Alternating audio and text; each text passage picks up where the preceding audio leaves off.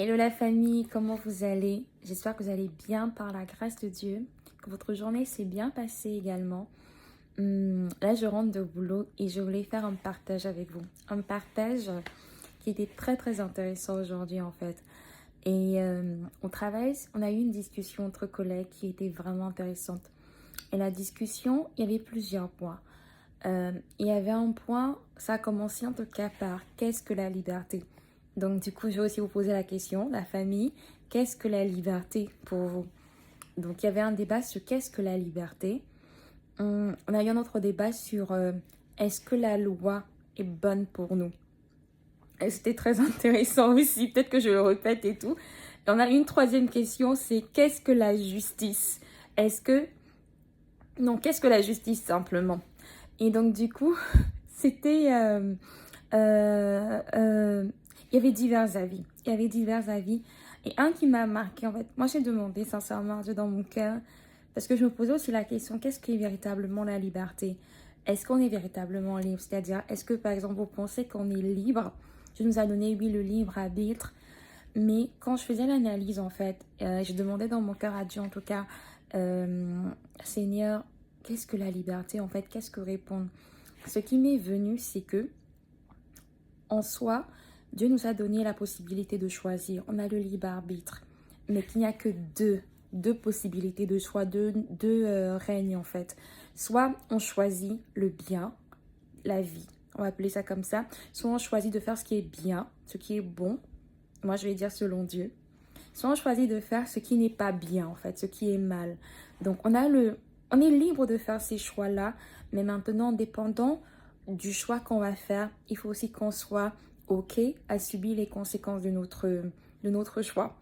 Donc, et ça me rappelait en fait, je sais pas si vous connaissez cette parole, la Bible dit que on est esclave de ce qui a triomphé en fait de nous.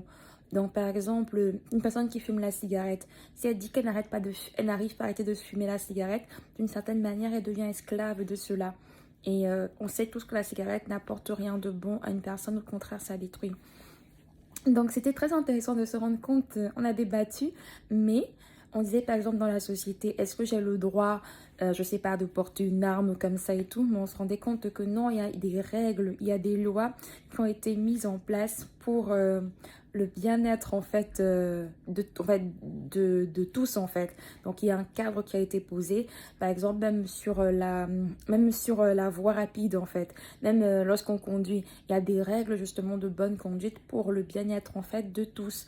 Et justement la loi a été mise en place pour pouvoir justement, on a sorti que la loi permettait de protéger, parce qu'à travers ce cadre-là, on évite beaucoup d'accidents. Euh, et que la loi, en fait, la loi, en soi, on n'a pas à craindre la loi quand on respecte les règles. C'est si on ne respecte pas les règles que là, du coup, la loi, on subit les conséquences de la loi. C'est-à-dire, par exemple, que si on dit limitation de vitesse à 50, qu'une personne roule à 70 km/h, du coup, bah, on peut lui donner facilement un PV, en fait, parce qu'elle a enfreint la loi. Donc, on a conclu que la loi était bonne, que la loi protégeait. Et on a parlé également de la justice. Ça fait 3 points. Vous allez me dire ce que vous en pensez en tout cas. J'attends vos retours. On a parlé de la justice. On a demandé, mais c'est quoi la justice? C'est quoi la justice? Moi, je sais en tout cas, la Bible dit Dieu est le juste juge.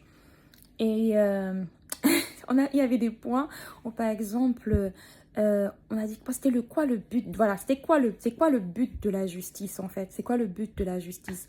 Et l'une des conclusions en tout cas qu'on avait, c'était que le but de la justice, par exemple, si une personne m'a fait du mal, la justice a pour but de faire réparation en fait, de faire réparation. C'est-à-dire, on a pris, bon, c'est très, c'est un exemple, disons, un peu très fort. C'est-à-dire, par exemple, si une personne a tué une autre personne, et une justice, même des hommes, il y a la justice de Dieu qui prime, et une justice, par exemple, des hommes, qui a pour but, justement, dépendant des circonstances, que ce soit volontaire ou involontaire, il y aura une condamnation qui va se faire dans le but de faire justice. Et on est parti un peu dans l'Ancien Testament où, je ne sais pas si vous avez déjà lu la Bible, mais il y avait une partie, à un moment donné, dans l'Ancien Testament, la Bible parlait de œil pour œil, dent pour dent. Donc il faut réparation. Par exemple, le prix d'une vie est une vie. Il faut réparation. Et Et bien sûr, quelqu'un peut se demander là, donc du coup, si quelqu'un, par exemple, tue une personne, est-ce que la justice sera ce que l'autre personne doit tuer? Non, non, non, non, pas du tout, pas du tout, pas du tout, tout, tout, tout, pas du tout.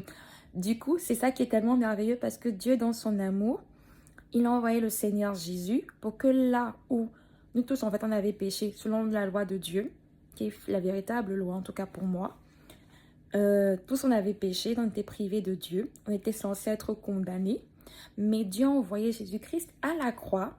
Pourquoi? Pour justement que, pour pouvoir porter le poids de nos péchés et devenir, lorsqu'on accepte le Seigneur Jésus-Christ dans nos cœurs, devenir juste, en fait, il a pris notre place pour nous donner sa place et devant Dieu qu'on accepte Jésus, on est juste. Donc ça montre en fait tellement l'amour de Dieu par rapport à nous. Donc en tout cas, c'est un peu des points qu'on a eu échangés aujourd'hui que je voulais partager avec vous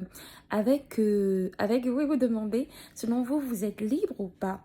Et si vous convenez aussi avec moi, que du coup, on est libre de choisir, soit le bien, soit le mal, mais il faut subir les conséquences du bien, de choisir en fait le bien ou le mal. Parce qu'il y a même cette parole qui dit dans la Bible, je mets devant toi en fait, deux possibilités. Soit la vie, soit la mort. Et Dieu dit, choisis la vie. Donc, c'est... Donc, qu'est-ce que vous en pensez? Est-ce qu'on est libre? Est-ce que vous êtes d'accord avec le fait que, on a deux possibilités, il n'y a pas de neutre. Quand tu choisis de faire du bien, on ne peut pas avoir notre propre loi. Et une loi qui est définie, un cadre de vie qui est donné, par exemple sur la terre par la société, mais Dieu aussi a donné le cadre de vie normalement qui est appliqué à toute l'humanité. Donc, moi, j'ai accepté, moi, personnellement, de suivre la loi de Dieu. Et je me rends compte, en fait, que cette loi-là est pour mon bien. Ça me fait du bien. C'est-à-dire, par exemple, si je ne dépasse pas la limitation de vitesse, en soi, ça me protège. Ça me protège, ça protège les autres. Si, par exemple, je ne tue pas une personne, en soi, ça me protège, ça protège les autres. Parce que normalement, si je tue, je vais en prison. Et du coup, j'ai gâché ma vie. Et... en tout cas, qu'est-ce que vous en pensez? Est-ce que vous pensez libre? Ou bien vous pensez, par exemple, avoir accepté le règne de Dieu, le règne de Jésus, pour ma part, ou le règne, l'autre côté, en fait, c'est-à-dire faire le règne du bien, le règne de ce qui conduit finalement au désastre dans nos vies, qu'on appelle le règne de la mort. Mais, en tout cas, ce qui est sûr, c'est que Dieu, dans son amour pour nous, envoyer le Seigneur Jésus-Christ. C'est comme ça que je vais conclure en tout cas, parce que il dit aussi que la miséricorde vaut mieux que le jugement. Et dans son amour pour nous, Jésus est venu. Il a porté nos péchés et gloire soit rendue à Dieu parce que sincèrement, nous tous là, c'était chaud. C'était chaud devant Dieu, on n'est pas juste. Mais quand on se place sous la couverture de Jésus-Christ, on est juste. Voilà le partage un peu de cette journée. Qu'est-ce que vous en pensez? Que Dieu vous bénisse abondamment. Et cette semaine, la famille, n'oublions pas, il y a la conférence Kaïl, la conférence des femmes qui est ouverte également aux hommes. Ça sera un moment glorieux à partir de mercredi soir jusqu'à dimanche soir où il y aura un merveilleux concert. Nous sommes tous invités. J'espère qu'on s'y retrouvera. Que Dieu nous bénisse. Peace!